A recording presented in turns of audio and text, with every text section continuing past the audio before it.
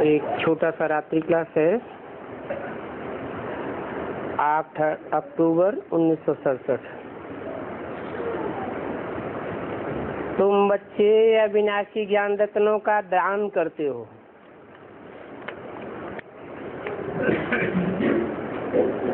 किससे बोला?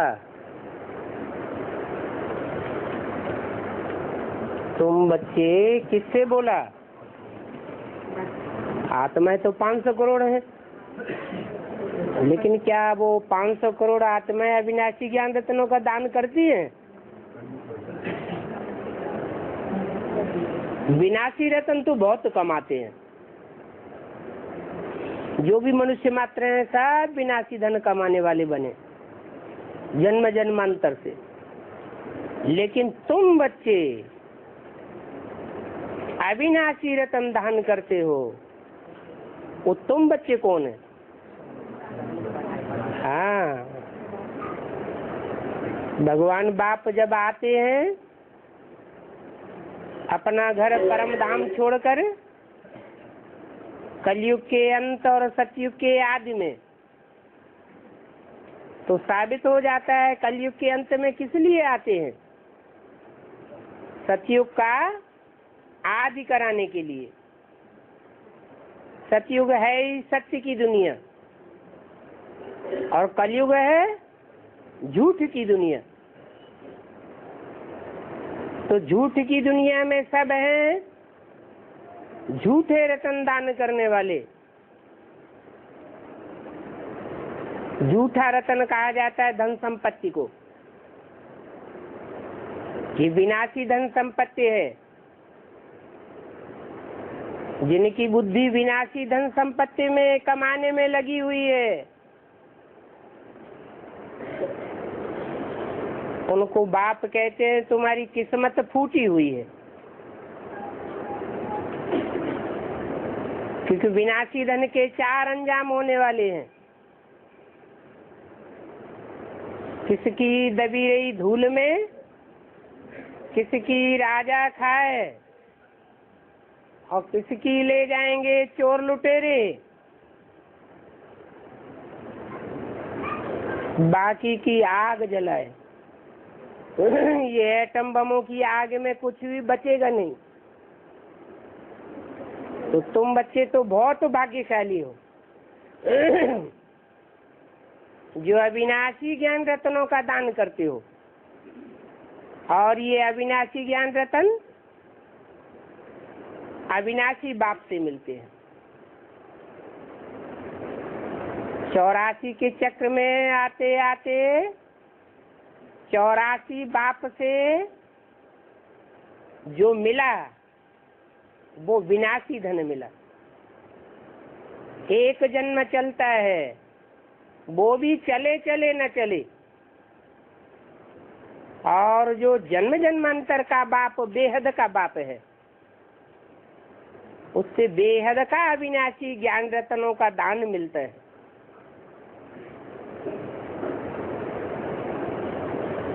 वो बाप कहते हैं कि मेरे पास और कुछ है भी नहीं वास्तव में।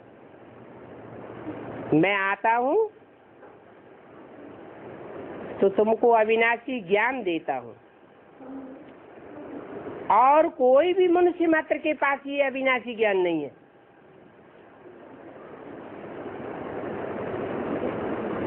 क्योंकि सब जन्म मरण के चक्र में बंधी हुई आत्माएं हैं।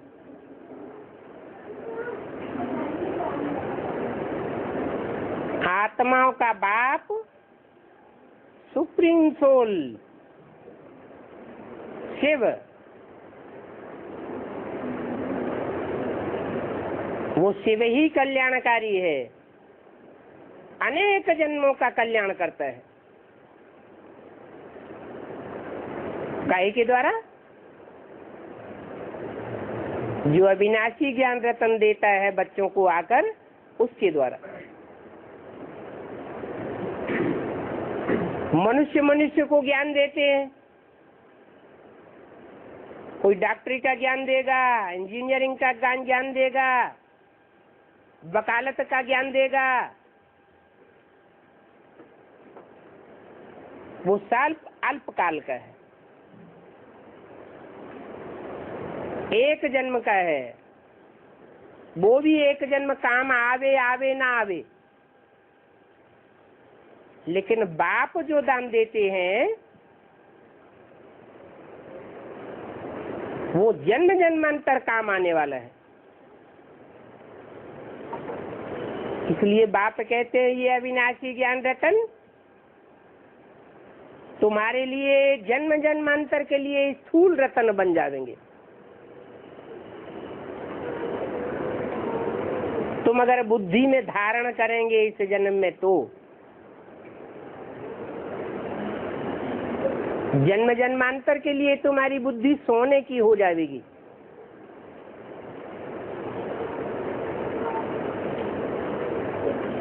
तुम प्राप्त करते हो तो तुम दान भी करते हो। जो यहाँ धारण नहीं करते, ज्ञान रत्नों की बुद्धि में धारण ही नहीं करते, तो दूसरों को देंगे कहाँ से? तो बोला जो रतन तुम ज्ञान दान करते हो उससे तुम पदमा पदम भाग्यशाली बनते हो।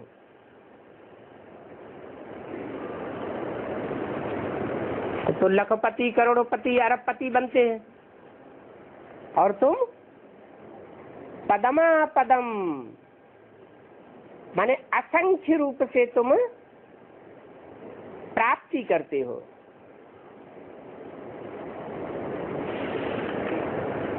इन रत्नों को समझाने के लिए इस ताल में तुम चित्र रखेंगे समझाने के लिए। उन चित्रों से लोगों को नॉलेज मिलेगी।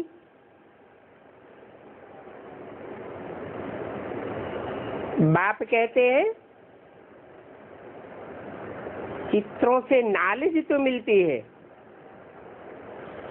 लेकिन नॉलेज है मुझ बाप को पहचानने की और अपने आप को पहचानने की।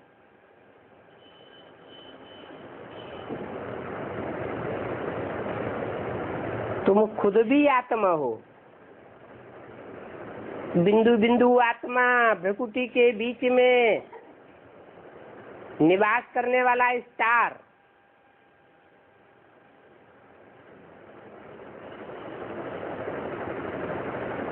भ्रकुटी के बीच में जो आत्मा निवास करती है उसकी यादगार बिंदी लगाते हैं, टीका लगाते हैं कि आत्मा यहाँ टिकी हुई है। वो आत्मा का बाप है परमपिता परमात्मा शिव, जिसकी यादगार मंदिरों में रखी हुई है।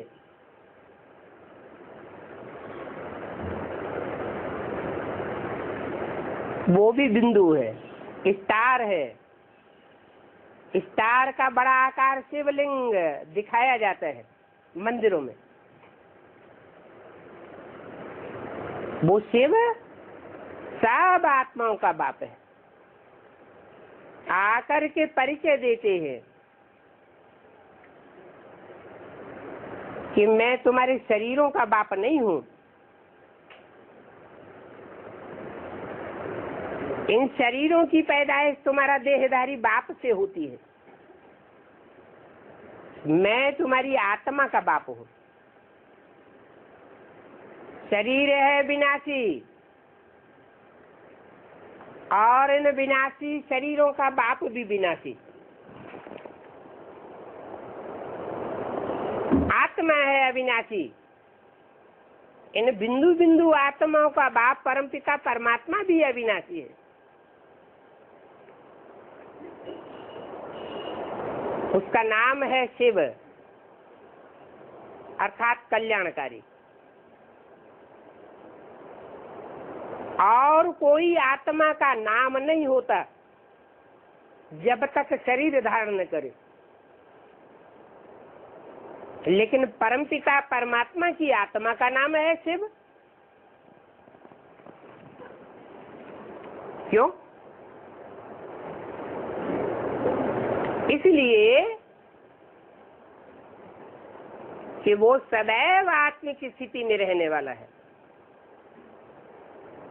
अपनी आत्मिक स्थिति को कि मैं ज्योति बिंदु आत्मा हूं, इस बात को कभी भूलने वाला नहीं है। इसलिए उसको सदा शिव कहा जाता है। और जो भी सुनाता है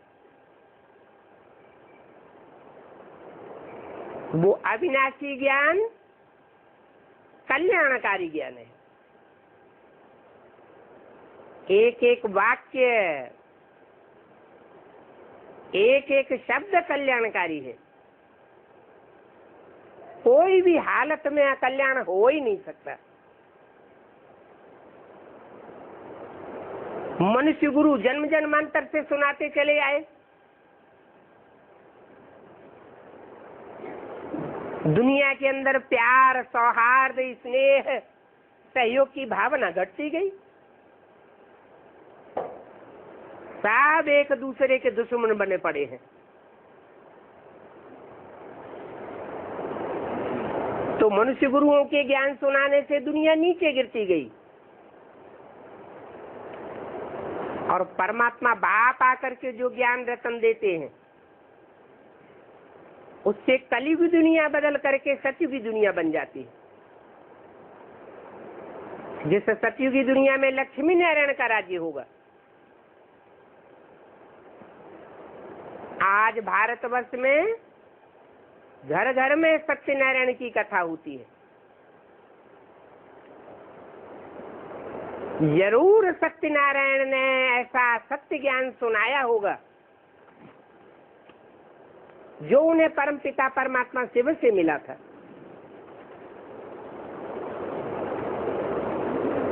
नाम ही है नारायण। नार माना ज्ञान जल, आयन माना घर।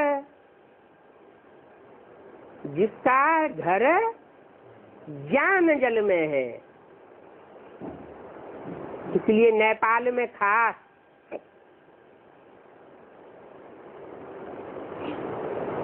विष्णु को शेष सैया पर तालाब में दिखाया है।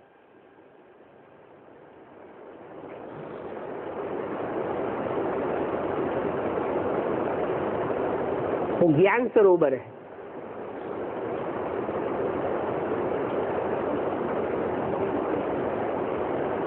ज्ञान मान सरोवर कहें।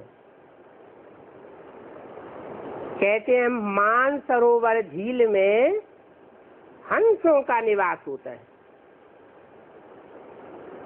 हंस रतन चूमने वाला है, कंकड़ पत्थर छोड़ देता है मनुष्य रूपी हंसों की बात। ये मनुष्य रूपी हंस तुम बच्चे हो जो ज्ञान रतन ही चूंगने वाले हो। और ये ज्ञान रतन एक परमपिता परमात्मा से आते हैं और इन अविनाशी ज्ञान रत्नों को कोई देने वाला नहीं है। इसलिए सारी दुनिया उस परमपिता परमात्मा को याद करती है।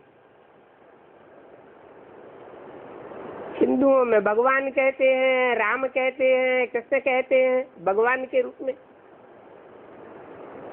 मुसलमानों में गॉड अल्लाह कहते हैं, क्रिश्चियंस में गॉड फादर कहते हैं।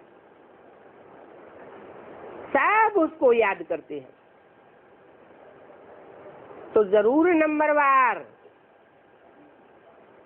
उस अविनाशी बाप से बच्चों को प्राप्ति हुई है। जिसने जो जितना धारण किया और दूसरों को धारण कराया, वो उतना जन्म जन्मांतर के लिए प्राप्ति करते हैं परमपिता परमात्मा से।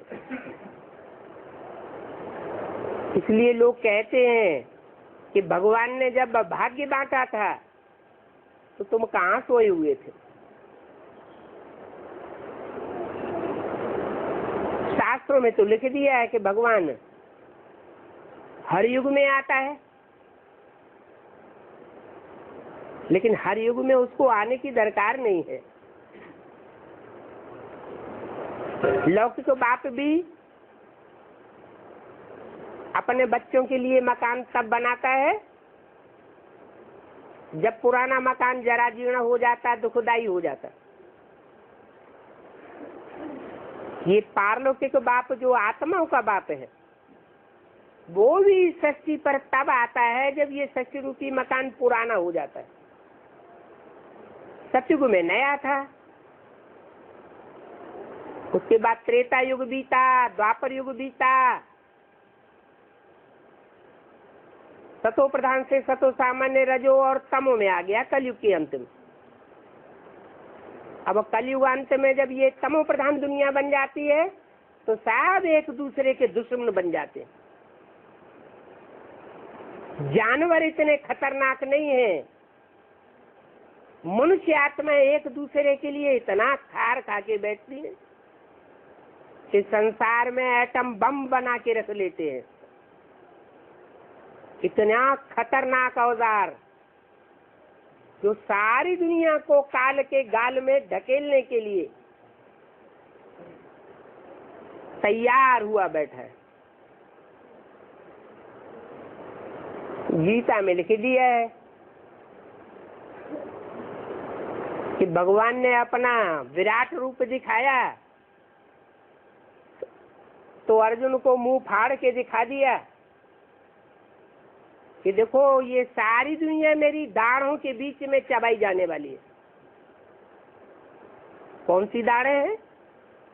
यही एटम बम रूपी दाढ़ है जो ऊपर आसमान में भी तैर रही है और समुद्र के अंदर, पृथ्वी के अंदर भी वो बम छुपाए हुए हैं।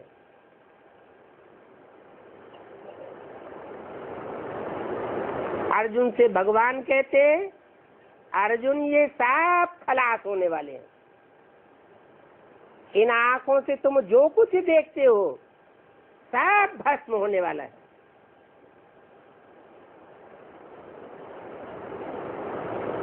दुनिया विनाशी धन अर्जन करने में लगी हुई है। उस धन से बड़ी बड़ी महल माड़ियां अटारियां बनाने में लगी हुई है। बड़े बड़े कल कारखाने खुलते चले जा रहे हैं। अरबों खरबों पैसा खर्च होता चला जा रहा है। कोई को पता ही नहीं है कि भगवान बाप आकर के अविनाशी ज्ञान रतन दान कर रहे हैं और वो ज्ञान रतन लेने वाले हैं भी ब्राह्मण, जो ब्रह्मा की औलाद बनते हैं।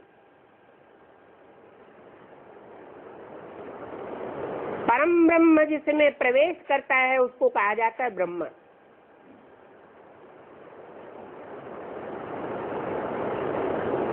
ब्रह्मा में प्रवेश कर जो मुख से ज्ञान सुनाते हैं, ब्रह्मा के मुख से उस ज्ञान को जो धारण करते हैं और दूसरों को धारण कराते हैं, ये धंधा करने वालों को कहा जाता है ब्राह्मण।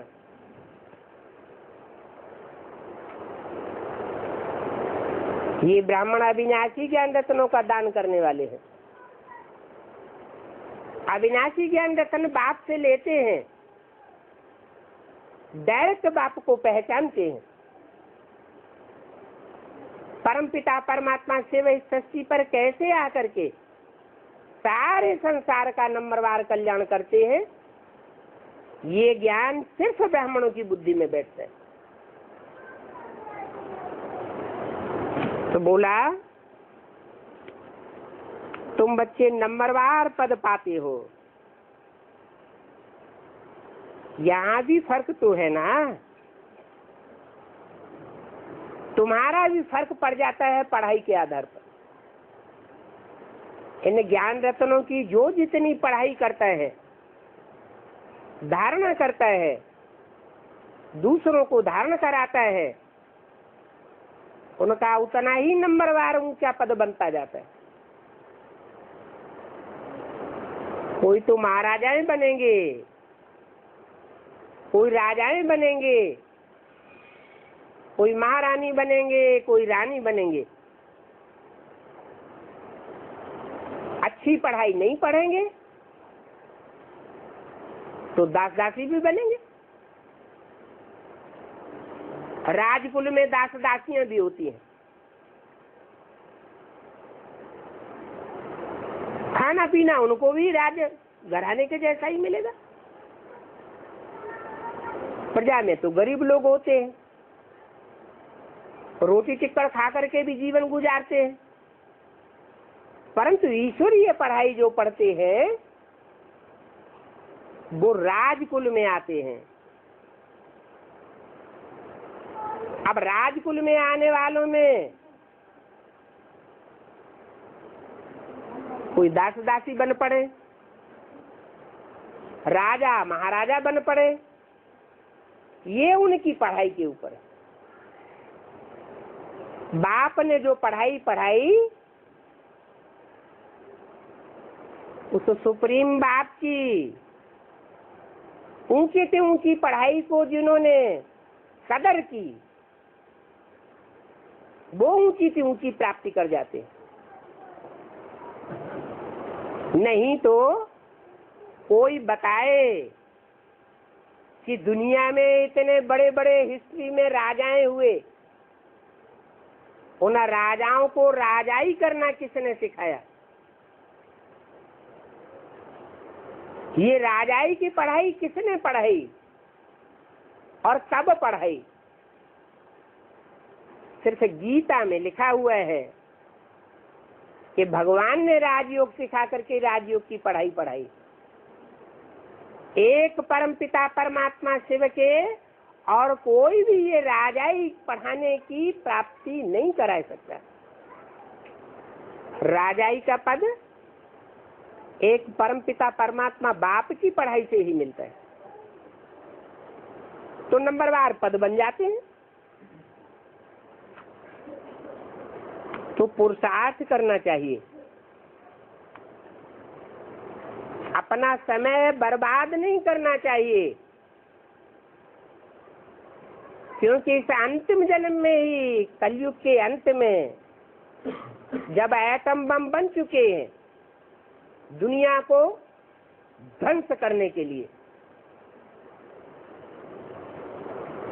उससे पहले ही जो पढ़ाई पढ़ लेंगे उनकी आत्मा में वो जन्म जन्मांतर के संस्कार बढ़ जाएंगे। तो समय क्यों बर्बाद करना चाहिए? और युगों में और जन्मों में तो परमात्मा बाप आता ही नहीं है, वो तो आता ही है अंतिम जन्म में, अंतिम युग में, अंतिम युग के भी अंतिम चरण में। आज से 70 साल पहले न भगवान बाप आया था और न एटम बम बने थे। 70 साल के अंदर ही भगवान बाप आते हैं, बच्चों को ज्ञान रतन देते हैं, और जो उसके बच्चे बनने वाले नहीं हैं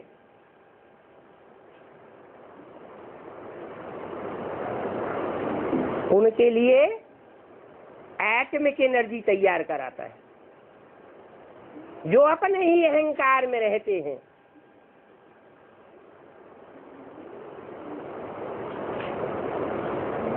उनको कहते हैं देह अभिमानी यादव, कौरव। कौओं की तरह शोरगुल बहुत करते हैं, हम दुनिया को स्वर्ग बनाएंगे।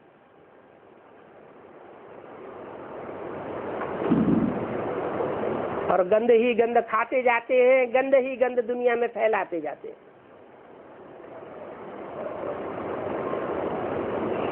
यादव कुल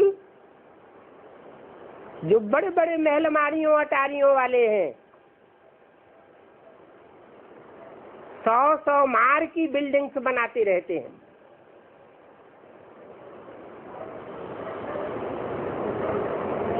बड़े बड़े मल्टी मिलियनर्स हैं। सारी बुद्धि का योग धन कमाने में लगा हुआ है। बाप कहते हैं ये धन विनाशी है, इसे विनाशी धन की कोई कीमत नहीं है। मैं अभी तुम्हें जो अविनाशी ज्ञान रतन देता हूं, इसमें समय बर्बाद नहीं करना चाहिए, क्योंकि ये समय बहुत अमूल्य है। अभी सबसे अमूल्य चीज है समय। धन का कोई मूल्य नहीं। तब चोर चोरे ले जाए, तब आग जला दे, तब भूकंप आ जाए और जमीन का जमीन में ही दबा चला जाए, तब इनकम टैक्स वाले आए सारा उठा ले जाए। इस तन की भी कोई वैल्यू नहीं है। आज स्वस्थ है, कल पता नहीं कौन सी बीमारी लग जाए। अचानक एक्सीडेंट हो जाता है रास्ता चलते चलते। जानवरों का तन, उसकी हड्डियां और उसकी चमड़ी फिर भी काम आती है। मनुष्यों का तो कुछ भी काम नहीं आता। अगर काम आता भी है, जैसे कोई अपनी आंखें दान करते हैं मरने से पहले, किडनी दान कर देते हैं, तो वो सिर्फ दुनिया के जो बड़े बड़े आदमी हैं उन्हीं के काम आते हैं। शहर शहर में नेत्र दान करने के हॉस्पिटल बने हुए हैं। आज तक कोई ने देखा इंडिया में ऐसा आदमी कोई देखा जिसको आंखें मिली हुई हो सरकार से? फिर ये आंखें कहाँ चली जाती हैं?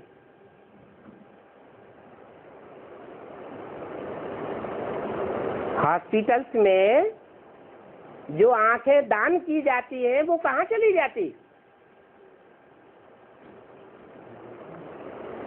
सब विदेशों में जाकर के बेच दी जाती है। लाखों करोड़ों रुपए कमाते हैं। भारत तो गरीब देश है, भारतवासियों को कुछ प्राप्ति नहीं होती।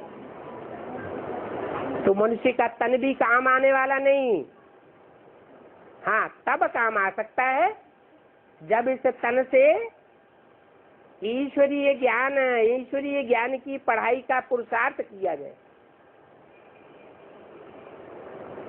तो जन्म जन्मांतर की स्तर की प्राप्ति ये तन कराए सकता है,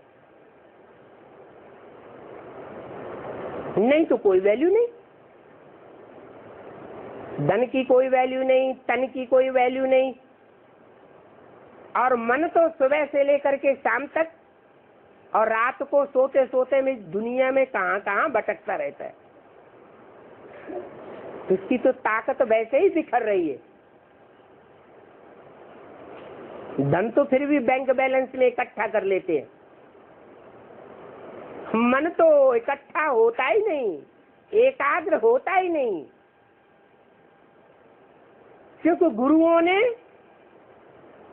उल्टी बात पढ़ाई हुई है कि भगवान सर्वव्यापी है, मेरे में है, तेरे में है, तुंडे तुंडे हर जगह, कण कण में व्यापक है।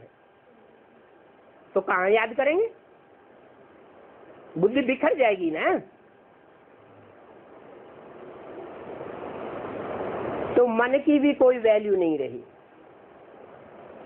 हाँ, मन की वैल्यू तब हो सकती है जब भगवान आकर के जो ज्ञान रत्न सुनाते हैं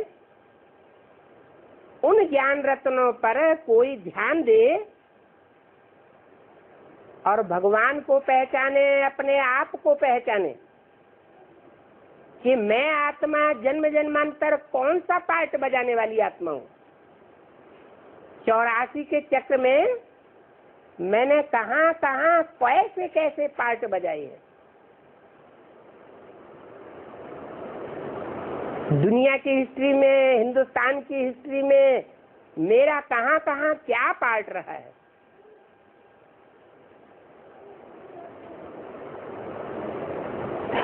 तो ये ज्ञान रतन धारण करने से मन भी पावरफुल हो जाता है। परमात्मा बाप की पहचान होने से कि वो बाप सर्वव्यापी नहीं है, वो इस सृष्टि पर एक व्यापी होकर के आता है, एक मुकर्रर रथ में प्रवेश करता है और मुकर्रर रथ में प्रवेश करके सारे संसार का कल्याण करता है। तो एक व्यापी होने से बुद्धि एक जगह टिकेगी या भटकेगी? एक जगह टिकेगी, एकाग्र बुद्धि बनेगी, मन बुद्धि का कल्याण हो जाएगा।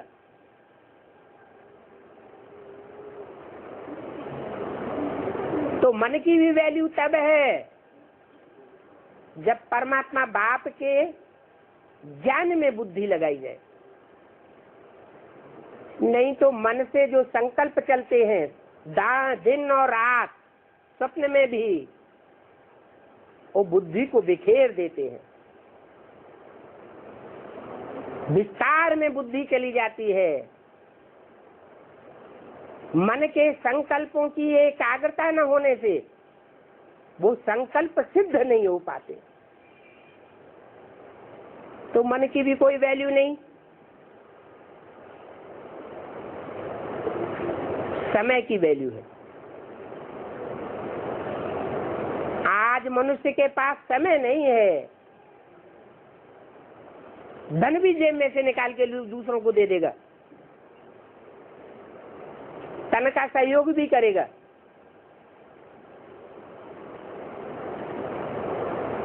मन से सहयोग भी कर सकता है। लेकिन किसी से कहो तो कहेगा हमारे पास टाइम नहीं है। इसलिए समय की बहुत वैल्यू, और तब वैल्यू और ज्यादा बढ़ जाती है जब बुद्धि में ये बात बैठ जाए कि भगवान बाप सिर्फ कलयुग के अंतिम चरण में आता है, अंतिम जन्म में आता है, और फिर 5000 वर्ष तक कब भी नहीं आवेगा।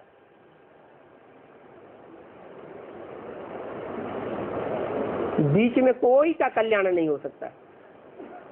सिर्फ एक ही जन्म है हर आत्मा के लिए कल्याण करने का। तो समय की वैल्यू का ध्यान देना चाहिए। और जन्मों में भगवान बाप नहीं आता, सिर्फ इस एक जन्म में ही भगवान बाप आता है। ये अंतिम जन्म है। इस अंतिम जन्म के बाद फिर कोई भी मनुष्य आत्मा इस कलयुगी दुनिया में जन्म नहीं ले सकेगी। पुरुषार्थ करेगी तो नई सचुगी दुनिया में आवेगी। भगवान बाप को नहीं पहचानेगी, ज्ञान रत्नों का वैल्यू नहीं करेगी, तो सचुगी नई दुनिया में भी नहीं आवेगी। शरीर छोड़ करके ब्रह्मलोक में वास करेगी, जहां न सुख होगा और न दुख होगा।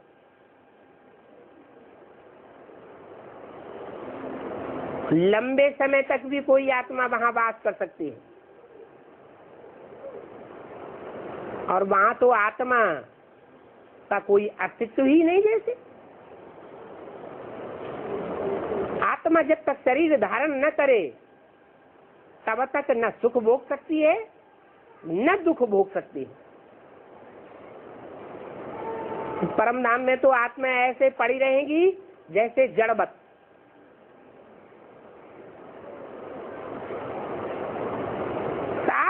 आत्माएं शरीर छोड़ छोड़ करके एटम बमों के विनाश में परमधाम वापस जाएंगी।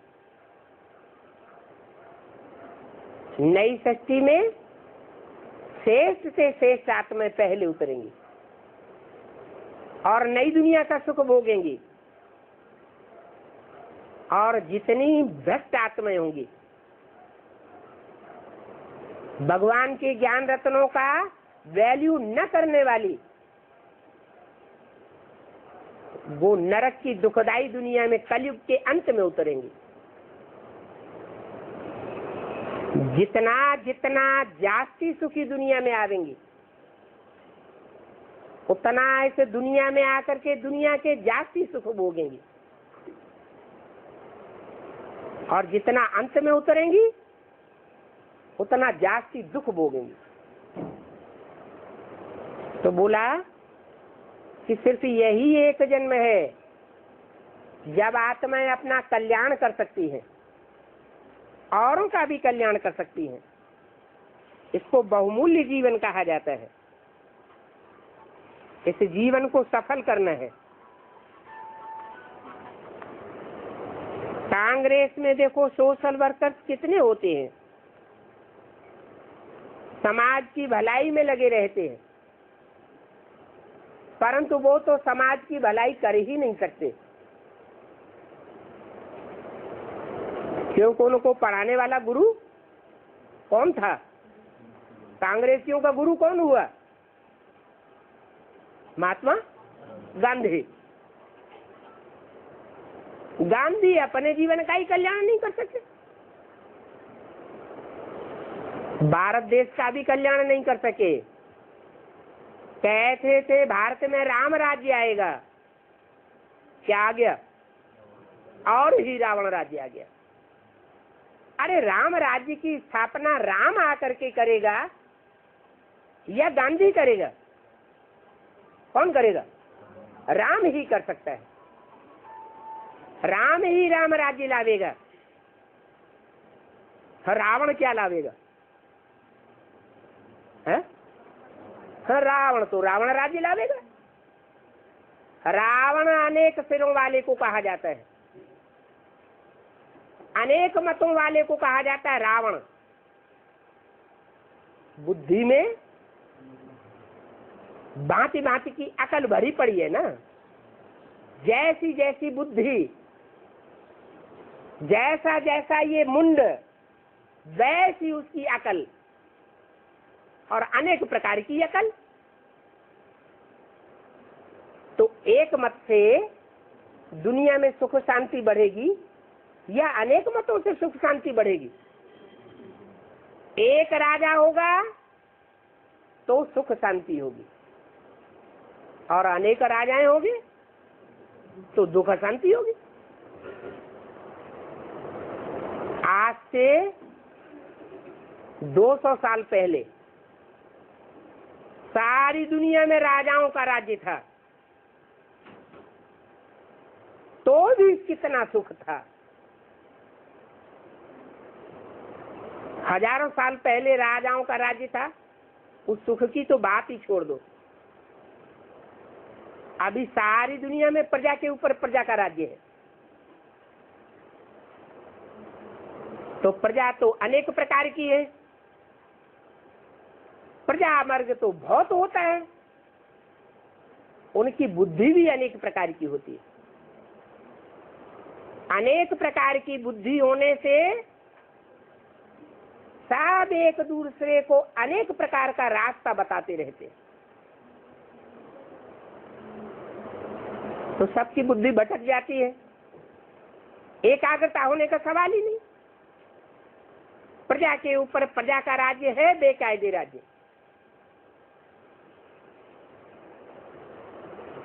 ये है रावण राज्य, 10 सिरों का राज्य। क्योंकि सारी दुनिया आज मुख्य मुख्य 10 धर्मों में बटी हुई है। जो 10 धर्म पिताएं दुनिया में हिस्ट्री में हुए हैं, उन 10 धर्म पिताओं को मोस्टली फॉलो करने वाले लोग हैं।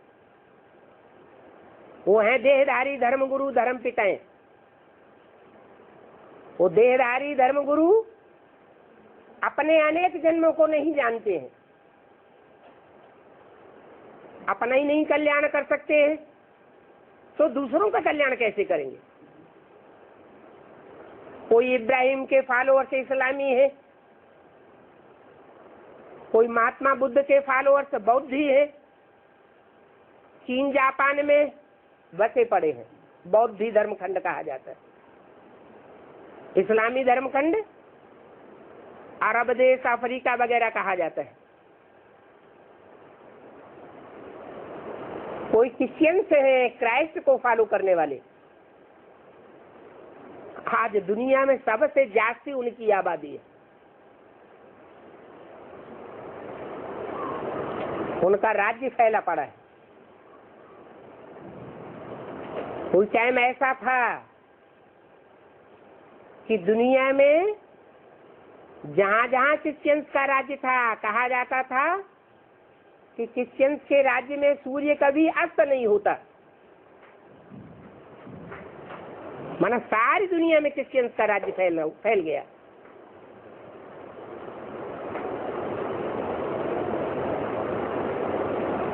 मुसलमान सारी दुनिया में फैल गए।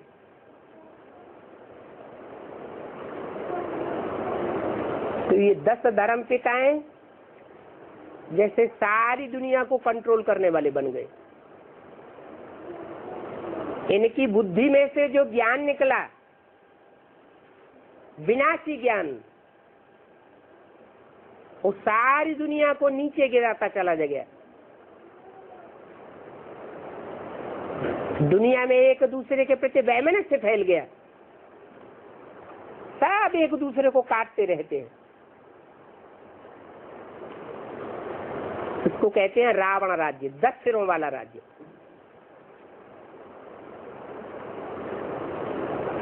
इस रावण राज्य में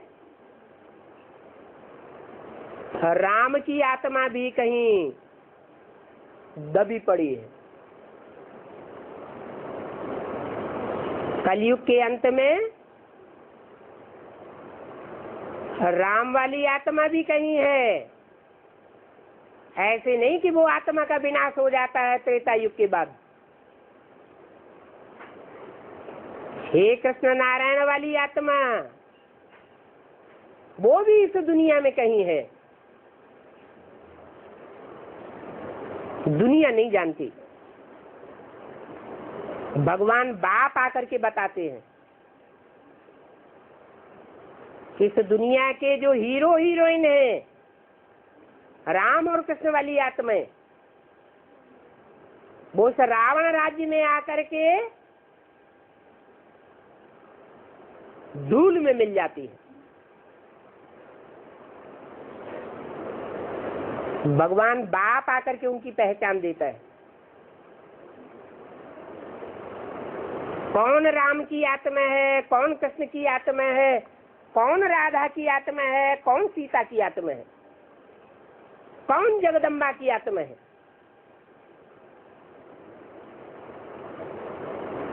कौन आस्यदेव हैं जिनके मंदिर बना करके उनकी पूजा की जाती है। कौन 108 की माला के वो शेष मण के हैं जिस माला के आत्मा रूपी दानों को सारे धर्म के लोग स्मरण करते हैं, सिमरण करते हैं। हिंदू भी माला घुमाते हैं, क्रिश्चियंस भी माला फेरते हैं, मुसलमान भी माला का जाप करते हैं। हर धर्म के लोगों में वो माला गाई हुई है। माला के 108 मण के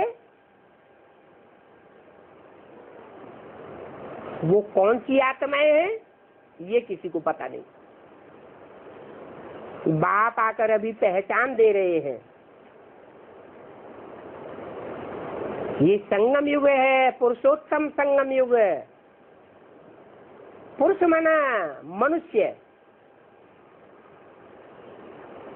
मनुष्यों में उत्तम से उत्तम पार्ट बजाने वाली सच्चे मंच की आत्माएं कौन कौन है, वो भगवान बाप अभी आकर के बताते हैं। पहले तो परिचय मिलता है हीरो हीरोइन का, राम और कृष्ण का। वो सृष्टि के माता पिता हैं, उनका जिनको परिचय मिल जाए तो बेहद के माता पिता को पहचानने वाले वो तो बहुत भाग्यशाली हो गए। जिनके बड़े माँ बाप होते हैं, जिनका बाप ऊंचे से ऊंचा, वो बच्चे भी ऊंचे से ऊंचे होते हैं। फिर नंबर बार और आत्माएं इस संसार में प्रत्यक्ष होती है। जो भी धर्म पिताएं आए उन्होंने 100 साल के अंदर अपना अपना धर्म स्थापन किया। वो राजाई आकर के स्थापन नहीं करते, राजभाग दे करके नहीं जाते हैं। एक परमपिता परमात्मा शिव ही ऐसा है जो ऊंचे के ऊंचे सनातन देवी देवता धर्म की स्थापना भी करता है और धर्म स्थापना के साथ साथ देवताओं के राज्य की स्थापना भी करके जाता है। ये दैवी राज्य की स्थापना भी हो रही है। पूरी राजधानी स्थापन हो रही है। राजधानी में ऊंचे से ऊंचे पद भी होते हैं और नीचे से नीचे पद भी होते हैं। ये पदों का डिक्लेरेशन अभी 30 साल के अंदर होने वाला है। 70 साल तो पूरे हो गए। जैसे और धर्म पिताओं ने 100 साल के अंदर अपने धर्म स्थापन किए, ऐसे भगवान बाप भी आकर के 100 साल के अंदर आदि सनातन देवी देवता धर्म की स्थापना करके जाता है। और वो भी सिर्फ भारतवर्ष में होती है। भारतवासी बड़े भाग्यशाली हैं जो भगवान भारत में ही आता है, दूसरे देशों में नहीं आता। क्यों? क्योंकि दूसरे देश में पवित्रता को उतना मान नहीं है, ब्रह्मचर्य जीवन का उतना मान नहीं है जितना भारतवर्ष में है। दूसरे देशों में, दूसरे धर्म के लोगों में ये आस्था होती है कि जितने जास्ती बच्चे पैदा करें, जितनी जास्ती जनरेशन बढ़े, उतना अच्छा है, उन्हें इनाम भी मिलता है। कुत्ता कुतियों जैसे बच्चे पैदा करते रहते, ढेर के ढेर। भारतवर्ष में तलाक प्रथा अच्छी नहीं मानी जाती और विदेशों में डाइवोर्स देना आम बात। एक का मूत किया फिर छोड़ दिया, दूसरे का मूत किया फिर छोड़ दिया, फिर तीसरे का मूत किया। जैसे जानवर होते हैं ना, ऐसे जानवरों जैसी बुद्धि बन गई। बुद्धि में बैठता नहीं जो गीता ज्ञान में लिखा हुआ है कि स्त्रियां जब प्रदूषित हो जाती हैं तो सारी जनरेशन खराब हो जाती है। भारतवर्ष में सदैव इस बात को मान्यता दी गई है कि कन्याओं माताओं की सुरक्षा की जाए, उनमें कोई प्रदूषण न फैलने पाए। भारतवर्ष में उस स्त्री का बड़ा मान होता है जो सारे जीवन में एक पति का अनुगमन करती है। सती साध्वी कही जाती है, सत्य वाली कही जाती है। ऐसी सत्य वाली स्त्रियां, कन्याएं माताएं भगवान बाप के कार्य में सहयोगी बनती हैं और सतयुग की स्थापना के निमित्त बनती हैं। उनको शिव शक्तियां कहा जाता है। जो काम दुनिया के कोई भी मनुष्य मात्र नहीं कर सके, वो काम शिव शक्तियां पूरा करती हैं। इसलिए बाप कहते हैं कि तुम कन्याओं माताओं के द्वारा बाप आकर के स्वर्ग की स्थापना करते हैं। स्वर्ग का गेट कन्याओं माताओं के द्वारा खोला जाता है। वो गुरु लोग सिखाते हैं नारी नरक का द्वार, नारी नरक का द्वार खोलती है। इसलिए हम नारी को छोड़ करके जंगल में चले जाते हैं। वो गुरुओं ने सिखाया, मनुष्य गुरुओं ने। और भगवान बाप कहते हैं नारी ही स्वर्ग का द्वार खोल सकती है। पुरुष सब दुर्योधन दुशासन वृत्ति वाले हैं, वो स्वर्ग का द्वार नहीं खोल सकते। वो तो और ही नरक बनाते हैं।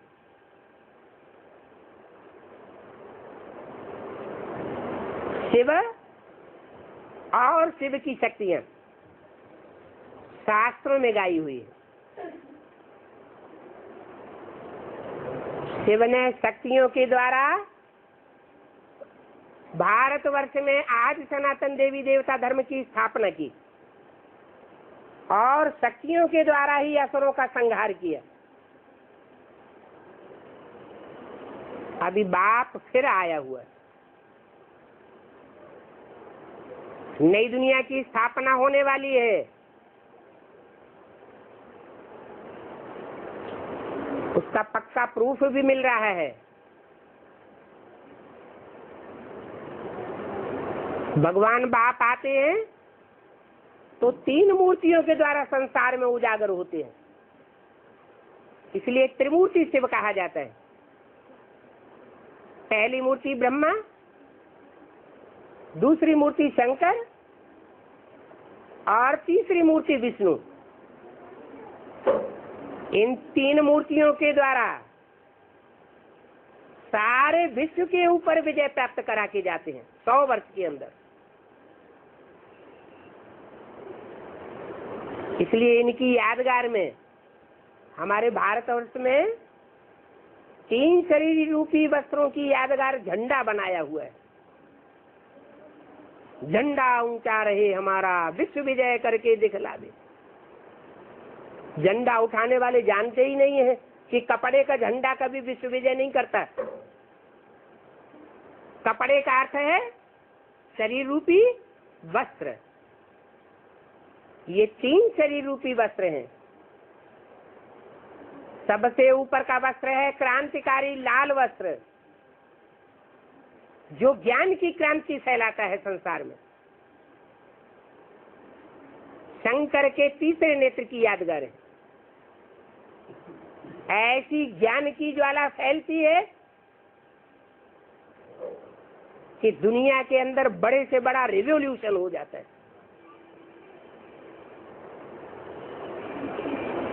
सब पापी असुरों का विनाश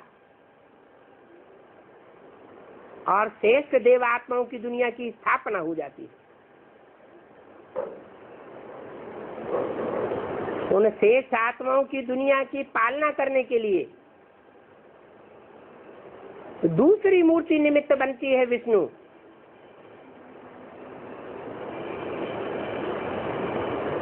और इन दोनों मूर्तियों से प्रत्यक्ष होने से पहले ब्रह्मा की मूर्ति बनती है ब्राह्मण धर्म की स्थापना के निमित्त। ब्रह्मा के मुख से ब्राह्मण पैदा हुए। वो पंडित लोग तो समझते हैं, समझाते हैं कि ब्रह्मा के मुख में कोई मशीन रखी होगी, वाह किया और ब्राह्मण निकल पड़े। अब ऐसा तो होता नहीं है। भगवान बाप शिव जिस मनुष्य तन में प्रवेश करते हैं उसका नाम ब्रह्मा रखते हैं। ब्रह्मा के मुख से जो भगवान का ज्ञान सुनते हैं, अविनाशी ज्ञान रतन दूसरों को दान करते हैं, वो ब्राह्मण कहे जाते हैं। वो ब्राह्मण तो देवता बनते हैं। इसलिए आज भी भारतवर्ष में घर घर में ब्राह्मणों को खिलाया जाता है, ब्राह्मणों की पूजा की जाती है। लेकिन आज के ब्राह्मणों की तो बात ही नहीं है। ये तो ब्रह्मा मुख से डायरेक्ट पैदा होने वाले ब्राह्मणों की बात है। उन ब्राह्मणों ने अपना जीवन बनाया था, ब्रह्मा के मुख से वाणी सुन करके अपने को ब्राह्मण बनाया। और वो वाणी जो जो सुनते जाते हैं उनका भी जीवन में कुछ न कुछ कल्याण होता जाता है।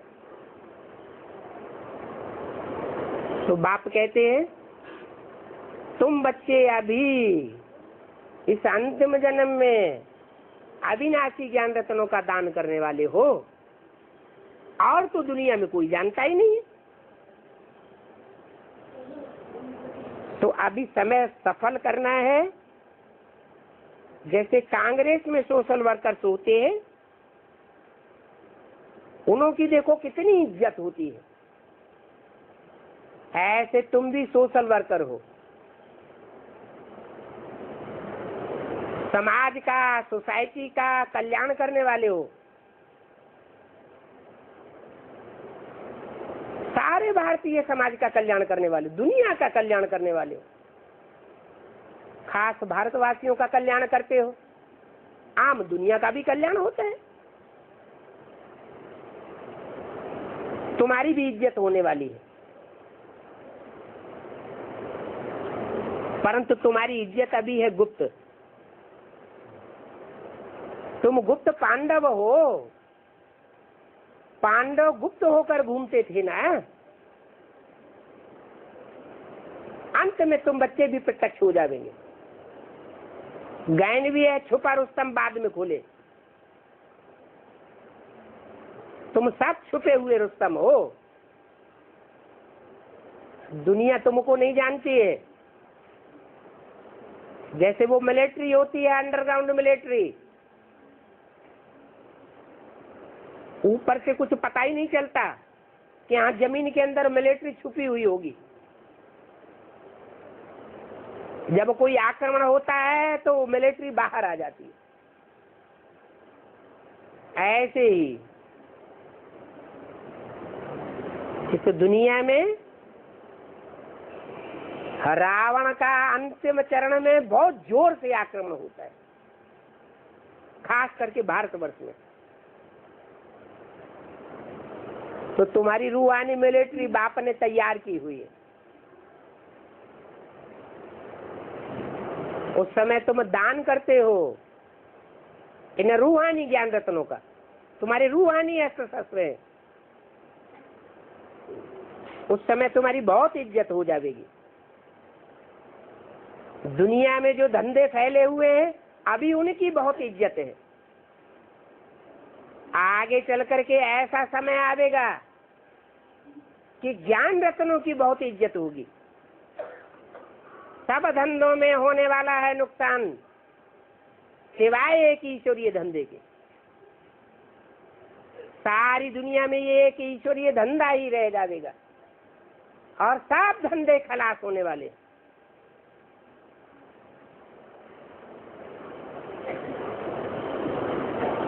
तो कितना समय की वैल्यू देना चाहिए?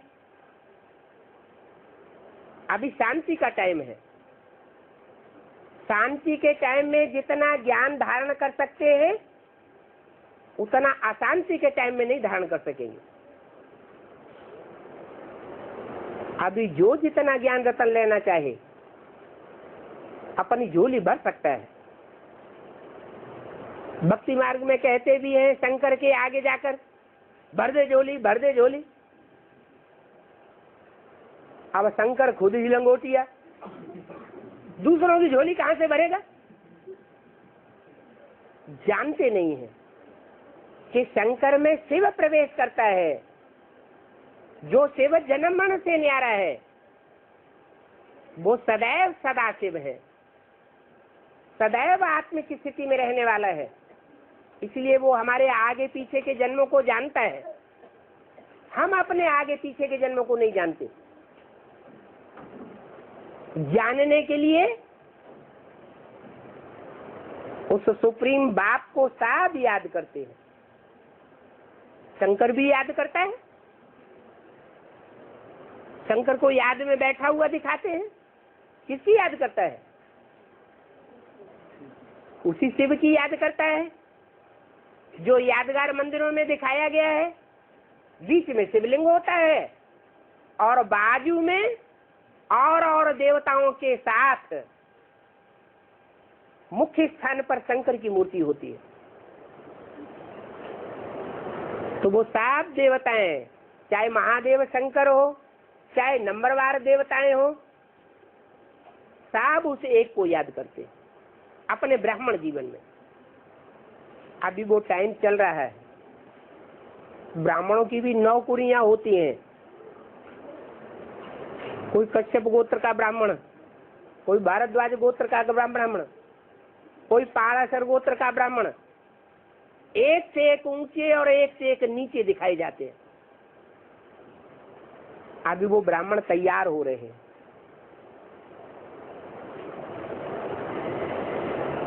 अभी अगर प्राप्ति नहीं की तो फिर 4 युगों में कभी भी वो प्राप्ति नहीं हो सकेगी। ओम शांति।